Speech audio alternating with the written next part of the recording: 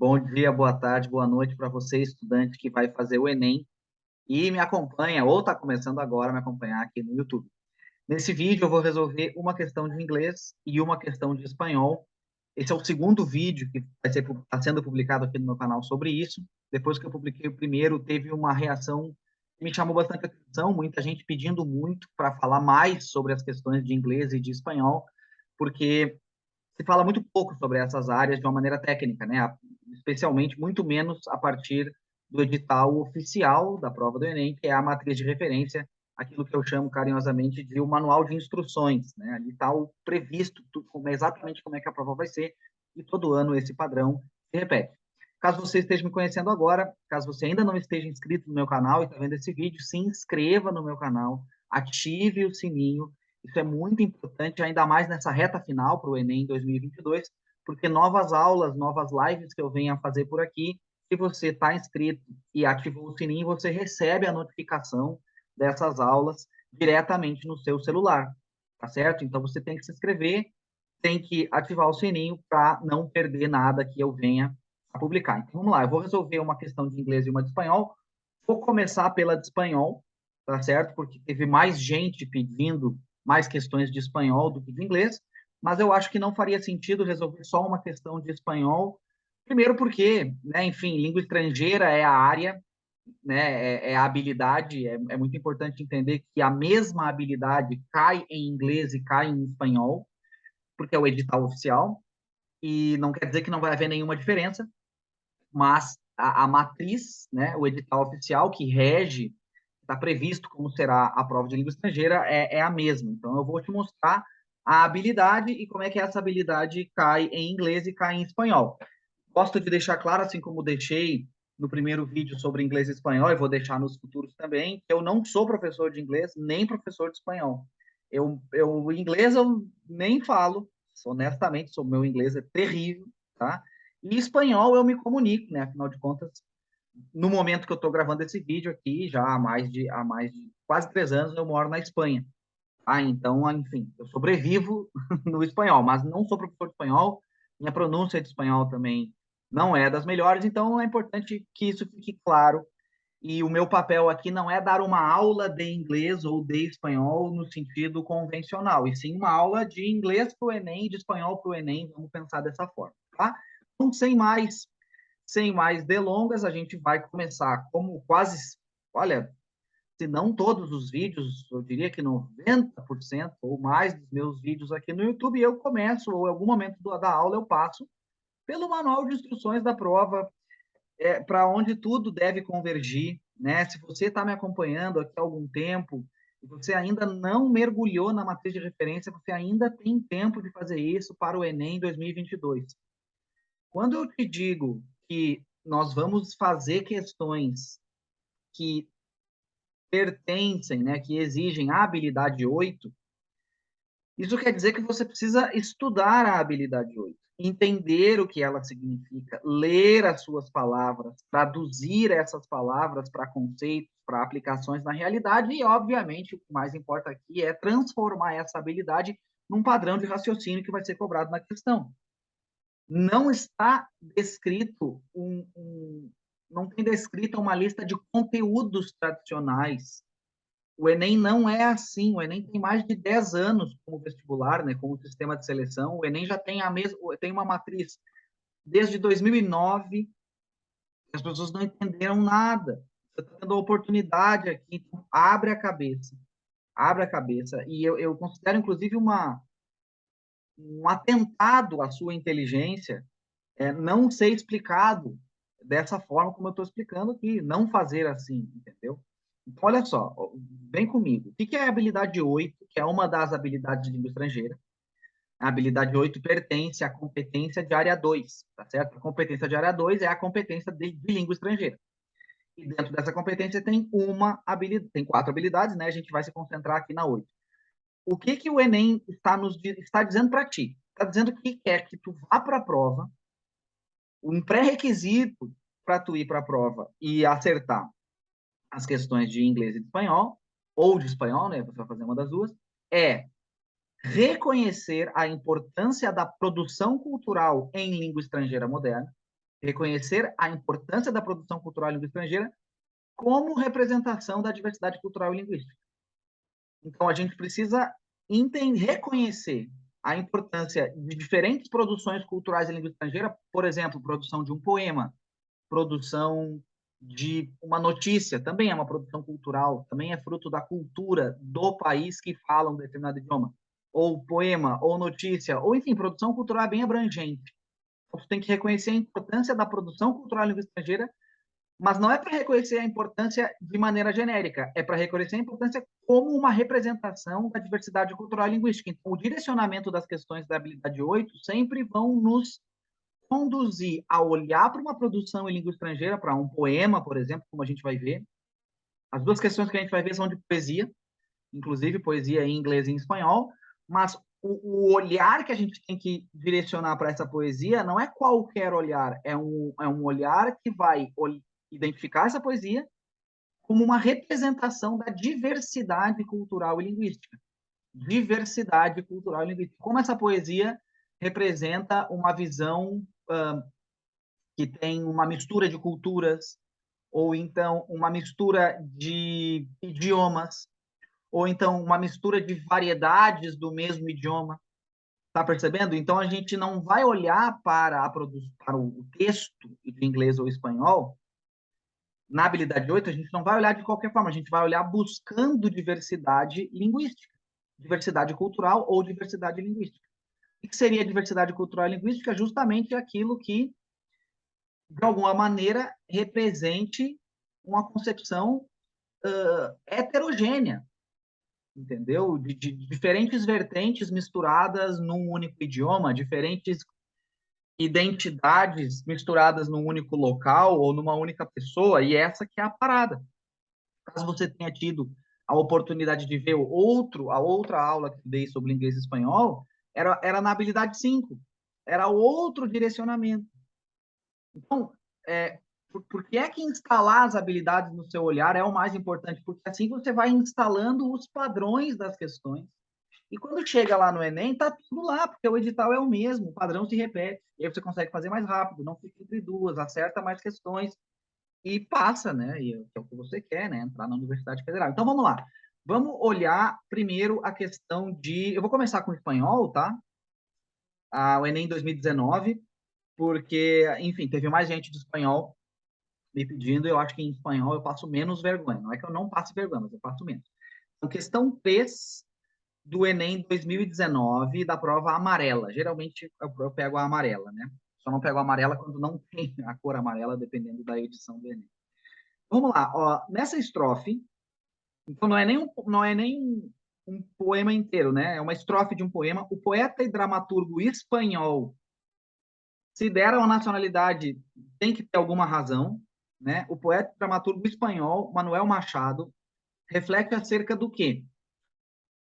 Agora eu falei de ter que ter alguma razão, eu lembrei do que vários alunos meus que já estão quebrando a barreira dos 40 acertos em linguagens, eles dizem que uma virada de chave muito importante foi aprender a confiar na prova.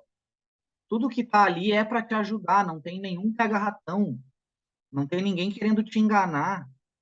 Até a maneira como se fala sobre distratores é errada, porque parece que tem que adivinhar algum segredo, não tem nada secreto, está tudo explícito na prova. É um poeta espanhol, ele está refletindo sobre o quê?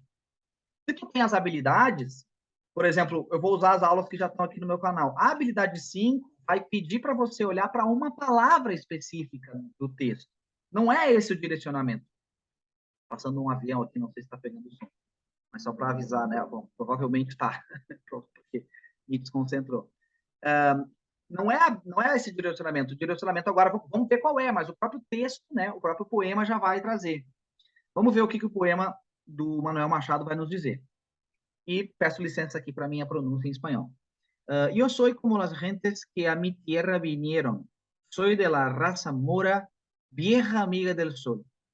Primeiro, eu sou como as pessoas, né? Eu sou como aquela gente que veio à minha terra. Então, já tem uma parada aí de eu sou como aqueles outros que vieram para minha terra. E todo lo ganaram e todo lo perdieron. Tengo el alma de nardo del árabe espanhol. Eu não sei o que significa nardo. E fiz questão de gravar essa aula sem saber, Porque às vezes você pode cair numa ideia muito vaga de que eu tinha que saber o que, que é nardo, eu tinha que saber o que, que é la raça moura. Mas, cara, olha só, não precisa saber nada disso. Ou pelo menos isso não é crucial, podia ajudar, mas nós temos um cara espanhol, portanto europeu, dizendo que ele tem a alma de um árabe. Ele tem a alma de árabe. Então, percebe, se tu tem a habilidade 8 instalada, tu já bate o olho, cara, isso aqui é diversidade cultural. É um europeu dizendo que ele tem alma de árabe, entendeu? Esse é o ponto. Então, ele está refletindo a partir do quê? A partir do quê? Qual é a melhor alternativa que explica essa reflexão sobre esse eu que se vê como o outro, esse europeu que se vê como um árabe? Poderia ser um brasileiro que se vê como um africano. Claro que brasileiro não seria, porque dificilmente seria espanhol, mas um paraguaio que se vê como com marcas europeias, indígenas e africanas. Poderia ser um poema do Paraguai. Poderia. Cara, entende o que eu estou querendo dizer? Então, assim, qual é a alternativa que traz essa reflexão, né? Aí, por exemplo, a galera fica. Alguém poderia marcar a letra D de dado. A dívida do povo espanhol para com o povo árabe. Isso aqui é pura interpretação, porque a pessoa interpreta, a partir do seu conhecimento prévio, algo que não está no texto e nem está no edital oficial.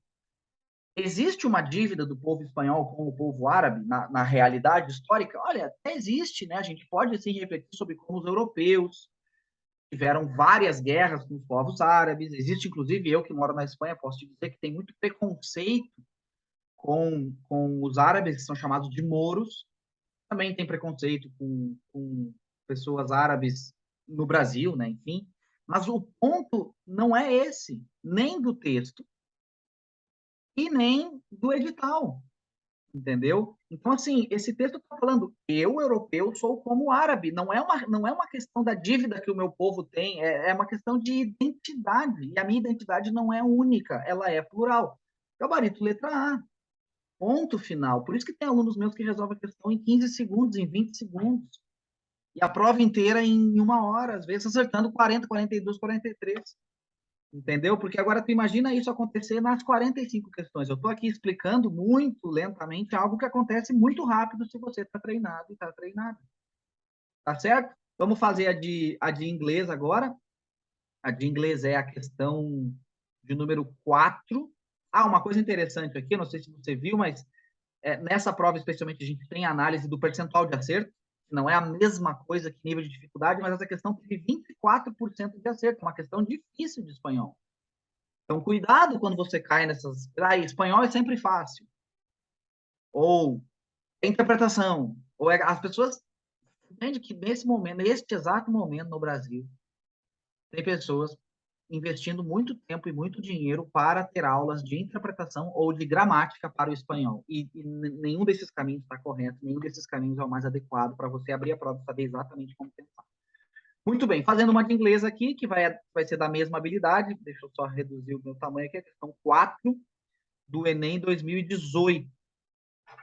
Deixa só eu botar um zoom aqui para a questão ficar um pouquinho maior na tela. Aqui, vamos lá.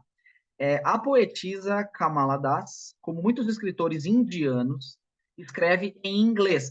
Cara, a pessoa que tem a habilidade 8 instalada no seu olhar, ela leu isso aqui, ela já pensou, é a habilidade 8.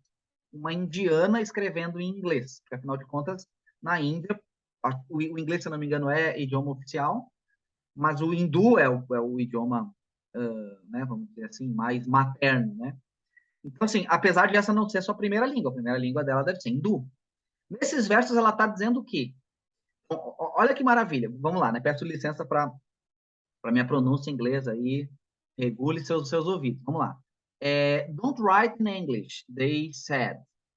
English is not your mother tongue. Ou seja, não escreva em inglês, eles dizem. Inglês não é só língua materna. The language I speak becomes mine. Its distortions, its queerness. Não sei falar essa palavra aqui.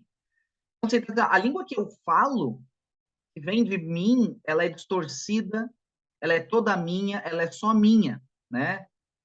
It's half in English, half in, ou seja, meio inglês, meio hindu. Funny perhaps, não sei exatamente o que significa.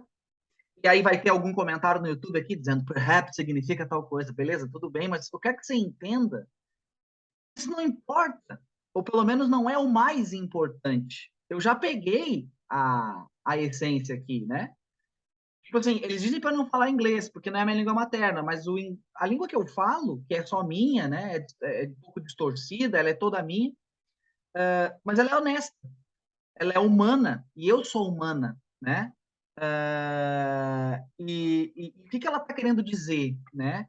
Cara, de maneira geral, o inglês que eu falo é o inglês indiano, é o meu inglês, é o do meu jeito, tá? Então, o que ela está fazendo, né? Nesses versos, ela faz o quê? Ela faz o quê? Usa a língua inglesa como efeito humorístico, recorre a vozes de vários escritores ingleses, adverte sobre o uso distorcido da língua inglesa, demonstra consciência de sua identidade linguística e reconhece a incompreensão na sua maneira de falar inglês, tá? De falar inglês. Olha que coisa maravilhosa. Eu estou fazendo esse vídeo aqui, eu não lembro exatamente do gabarito nesse momento, tá? Agora, o que me parece é que ela demonstra consciência de sua identidade linguística. Ela é consciente do inglês que ela fala, entendeu? Ela não está fazendo referência a várias vozes dos ingleses, porque eu achei que ele escreveu de um jeito, não, né? Usa a língua inglesa com efeito humorístico, não, a parada aqui não é muito piadística, né?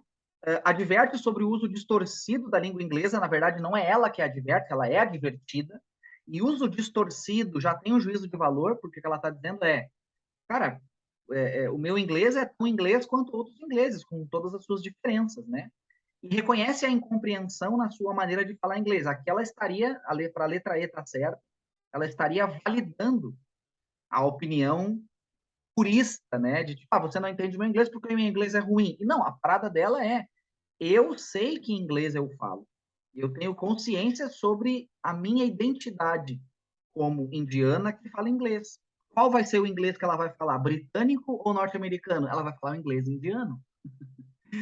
Tá entendendo? Então, percebe?